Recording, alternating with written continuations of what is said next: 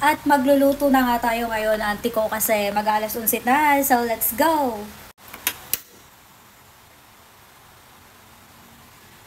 At luto na nga yung sinaing kong kanin. Medyo mainit na yung ating kaldero, so pwede na tayo maglagay ng mantika. Then, ilagay na natin yung luya. Ay! Mainit nga talaga. Nagke-crave talaga ako ngayon, mga auntie ko, ng tinola. Oo, te, kasi parang nung mga nakaraang buwan pa kami nagtitinola. So, ang bango ng luya talaga, te. Sinabay ko na nga yung bawang kasi medyo may katagalan maluto tong luya na yan.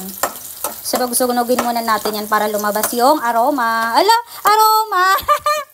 So, ayan yung kitchen area namin. So, ayan yung niluluto kong tinola, mga te. So, babalikan natin yan maya-maya kasi medyo matagal, te. At nilagay ko na din yung sibuyas. So, perfect na siya. So, mag-antay lang muna tayo.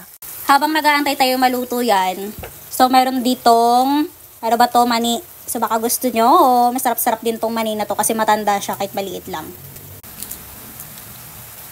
So, ito yung laman ng mani. Oh. Sabi ko sa inyo, kahit maliit lang, matanda talaga to eh. Diba? Parang ako lang, ang liit pero matanda na. Sarap din, kasi matanda na siya. So, medyo sunog na nga yung ating sibuyas, bawang at luya. So, pwede na natin i-next itong tinola. Ah, tinola! Chicken! Yan! Ah, init! Ayan, so medyo patuyo-tuyuin lang muna natin. Basta yung tawag namin dito sa probinsya namin na Mailonggo, tinlagin. Yan, basta. Itinlag ang manok para hindi maging malansa. Get it? Yan siya. So, sa amin nga ng mga Ilonggo, meron pa tong ano eh. Wait lang. Lemongrass. Tanlad pala, tanlad. Nag-isip pa ako kung ano yun.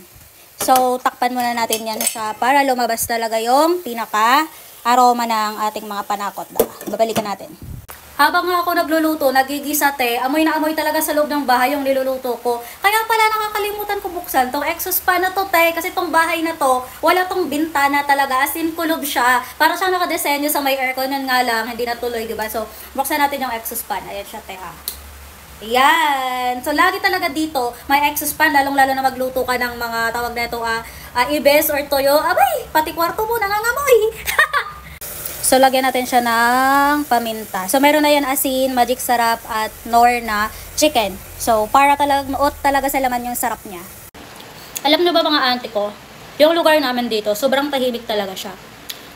Hindi naman ganun kalayo yung mga kapitbahay mo, pero wala talagang maingay. Kahit motor dito na talagang sobrang lakas ng tambotso nila, iwan ko ba doon anong tawag sa inyo doon, basta sobrang ingay, pinagbabawal dito. Yung kapitan namin, andyan lang siya sa kabila namin na area, or dito sa kabilang face lang siya, or block, basta kakabila lang siya, walking distance lang. Pag may marinig siya na talagang pagarpar na motor, sinisigawan niya. Ganun ka-strict dito yung aming kapitan. Kaya yung mga tao talaga dito, talagang napaka-obedient talaga, kasi nga bawal maingay dito. Kasi yung mga tao dito, mga nagtatrabaho pag-gabi, pag mag-ingay-ingay ka dyan, ay nako talaga, te. Pabarangay ka talaga. Kaya share ko lang siya, te. Kain tayo. Mani. Sobrang dami na ito. Papalis lang to. So, balikan natin yung niluluto natin. Tingnan nyo naman, oh. Nilagyan ko na siya ng sabaw. Pero pag napansin nyo yung sabaw niya, sobrang sarap na talaga higupin. Kasi nga minor na. Isa ko napakasarap na yun, no. Titimplahin ko na siya bago maglagay tayo ng mga gulay. So, anyway, nakalimutan ko pala ilagay itong sili na to. Kasi pampasarap din siya. Hindi naman siya ganun kaanghang. Ayan, takpan natin ulit para lumambot. So, dahil nga medyo matagal yung pagluluto ng tinola, te, maglalaro muna tayo ng Mobile Legend, te. Ayan, mag-mage muna tayo. Nilagay ko na nga yung kalabasa, mga te. So, kunting pakulo na lang yan. Then, lagay na natin yung talbos ng sili. Ah, sarap! So, ito na yung ating final product. So, pwede na magtanghalian. Oo, te, masarap din naman ako magluto. Ala? Bye!